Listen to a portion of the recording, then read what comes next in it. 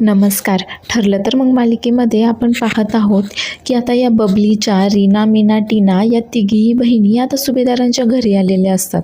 मात्र त्यांना कोणी ओळखत नाही व या कोण आहेत विचारताच मैना सांगते की या रीना, मीना, टीना आहेत माझ्या बबलीच्या बहिणी.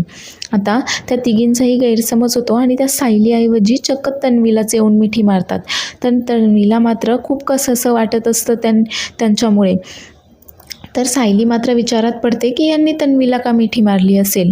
आता अर्जुनने DNA टेस्टसाठी दोघींचेही सॅम्पल मिळवलेले असतात आणि ते सॅम्पल आता तो ठरल्याप्रमाणे चैतन्यकडे देतो व त्याला टेस्टचे रिझल्ट काय आहेत काय नाही वगैरे ते विचारत असतो.